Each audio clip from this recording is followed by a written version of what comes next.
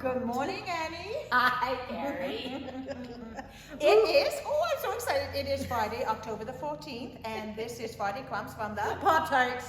And I'm all a Twitter because I'm getting ready to go on holidays. Finally, she's finally going away. I'm Finally. so excited. By this time tomorrow. Here we No, are. by this time tomorrow I'll be getting on a plane. There'll be all kinds of hassles going through the airport, but that's okay. No, I thought you were, aren't you flying away on the 14th? 15th. Oh.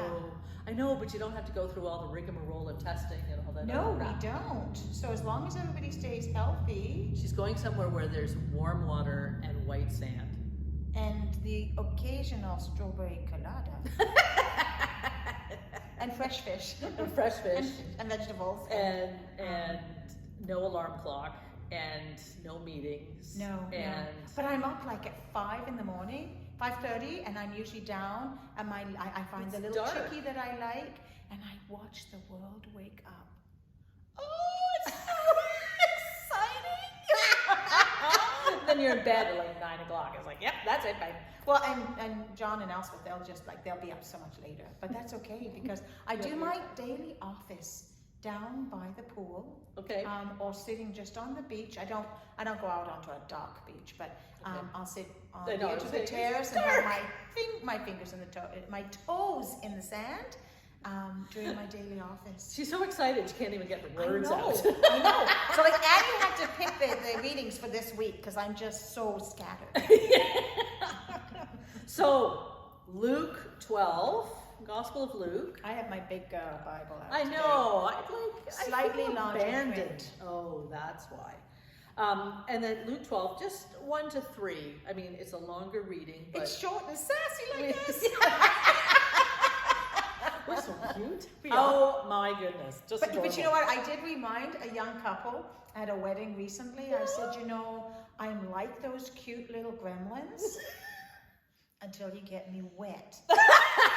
Now, the wet for them in that conversation was, so if you come to the wedding intoxicated, you're just a guest. You're not in the party. That includes the bride and the groom. Right. And if anybody thinks it's funny to stand up and say they do, object, yes. Then cute and fluffy little Carrie goes away. And Gremlin if you ever watch that movie Gremlin, that's what comes out. So they just flew straight as an arrow for the rest of the evening because they're worried about Gremlin Carrie coming out. But for the moment, you have cute and fluffy for both of us. Thank God. But if she doesn't go on vacation, it won't be pretty. This is true. This is true. Okay. I'll read the first verse and then I don't know, what do you want to do? It's long.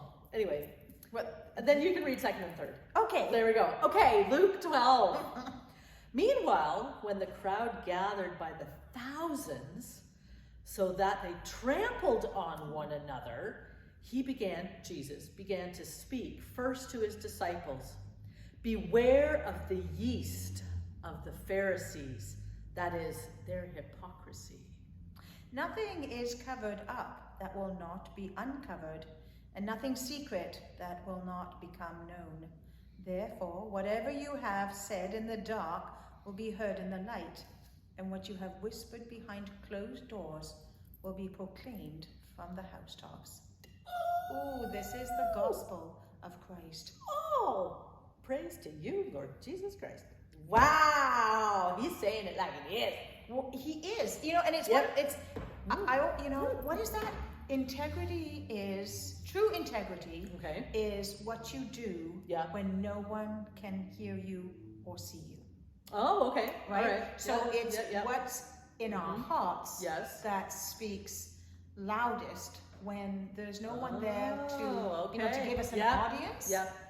I like that. I was thinking of the light and the dark about especially when you're talking about being on the beach, beach in the dark. I don't know about that.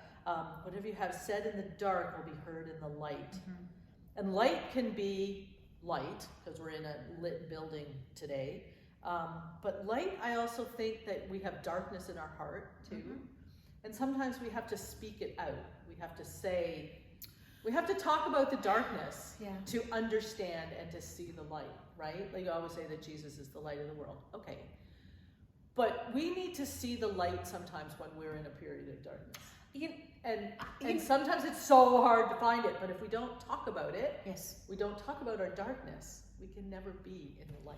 Well, and I think that is such a critical piece for where we are at the moment. So I was having conversations, and I'm having them again and again with folks who are so unsettled. They're describing themselves as being unsettled. They're overly anxious. Yep. They are angry. They are fighting incredible sadness. Yep. And just feeling out of step. Yep. And I'm also hearing this underlying sense of guilt for feeling that way. As one person said to me, you know, as bad as I've got it, or I feel I've got it, then I think of all of those people who have lost multiple family members, or who have lost their business, or who have, you know, haven't had a chance to get inoculated against this blasted COVID. And then there's this layer of guilt that sits on top. Yep.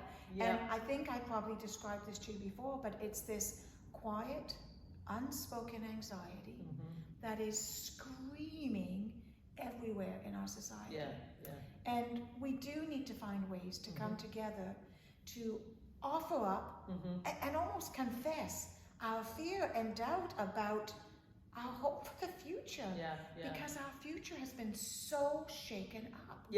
And yet when we don't give voice to that, when we simply sit in this toxic place of inauthentic, everything's going to be just dandy, then we reside in the dark. That's right. Because we're not offering up to God our trust in the fact that God hears our doubts, knows our doubts, understands our doubts, and will help us to move past them. And I think that's, I mean, the reading goes on in Luke. We won't go on to that because it's talking about exhortations of fearless confessions.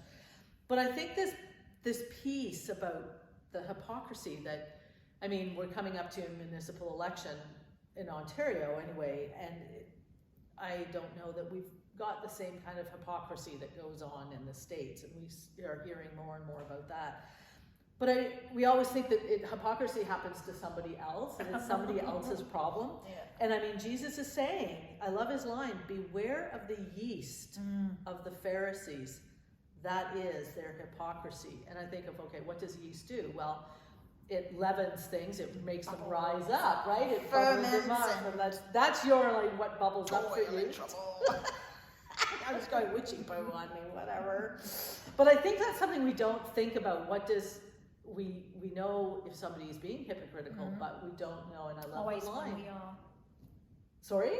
We don't always know when we are. We are, right. And that's something that it's causing us to reflect inside more. And I think the darkness and the light still is something that we need to focus on. We need to pray on. We need to think about more about, you know, people love the time of year when it's dark, like most of the time. I don't. I love the light. I know. Yeah. You know who you are. I'm going to pray for you. He'd rather live in a cave than he would out in the sunshine. Just saying. But being in the darkness, you become a mushroom, like, because mushrooms grow well in the darkness. But fungus. Just saying. But it's not saying you won't amount to much. No. But there's not much growth that happens. We need to be able to sow the seeds that God gave us, right? And right now, we're working on limited sunshine, and I know that the farmers are working their darndest out there. You can see combines everywhere getting in the crops because they're running out of daylight. Yes. Right? Yeah. And it's the same like animals. They're all starting to shed their summer. You know, we're getting prepared for winter. Being in a shortened dark or a shortened light time is preparation to me. That's always preparation for the dark times, because we know the dark times are going to come. And yet we need, I look at our seasons, we need those times where darkness, not all darkness is bad. right? When I think of seeds that are going into the ground now. Yep, they need to go dormant. They need to go dormant. They're protected within something. I have to plant my daffodil bulbs. Oh, me too. I got tulips. I got tulips while we were away, and they're sitting on a shelf in my garage. Thank you. But that's the kind of thing that needs the darkness to go dormant to see the light. But that's then what going to happens come. as the warmth of the light begins to penetrate, right? And then there's a breaking up, and light filters in.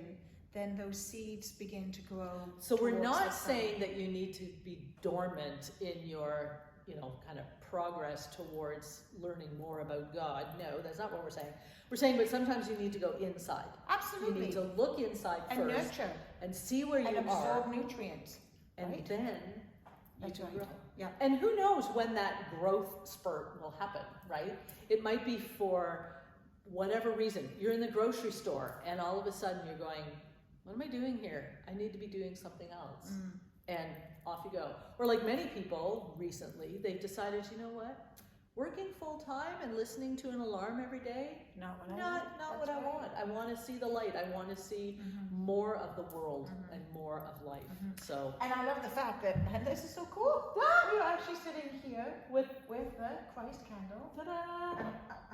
You're trying to move it. Yeah, Scott, I'm being careful. We're sitting here with the Christ candle, right? The candle that represents the light of the world, right? That we all carry within us.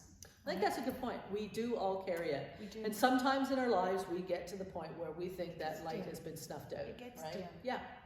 And it's like, I think of the old hurricane lanterns, right? Where you have the wick and you can fire that puppy up and get the wick about that high and it's like, ah! And then you can bring it right down and it's still burning, kind of like a pilot light, but it's not really illuminating a whole lot, just kind of like the circle around it.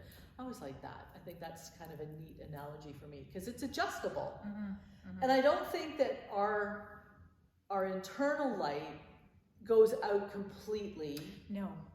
Until we're dead. And then even when we're dead, it gets carried on in our legacy. There's where your transformation, your true transformation. That's what happens. But I think we always have light within us. You know, that reminds me of that beautiful little story that I think I probably told you about a gentleman who, his wife passed away.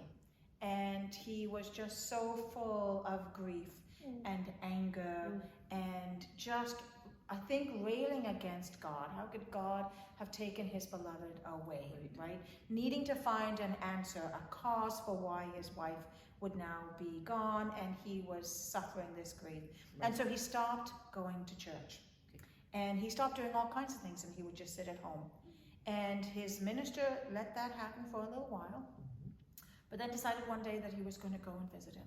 So he went and visited, and he knocked on the door, and the old gentleman let him in, and the old gentleman just went back to his chair that was sitting in front of the fire. Now, it's one of those old coal fires, right? And so this coal fire is warm, it's giving off light and warmth, not raging fire, but just warmth. And the minister just sits down beside him. And so they just quietly sit and contemplate that fire. And there's a piece of coal that just breaks off, bing, and then falls onto the grate. And the minister is watching this piece of coal that's fallen, and it slowly begins to lose its color. It's no longer glowing red, and it goes dark. And the minister takes the tongs and picks up that piece of coal and pops it back on the fire. And then sits again and watches that little piece of coal that looked dead and dormant suddenly begin to glow again within the fire. I think that's what we are as the community of Christ. That there are times when we feel disconnected. There are times when we reside in that world of hypocrisy and personal agenda above others.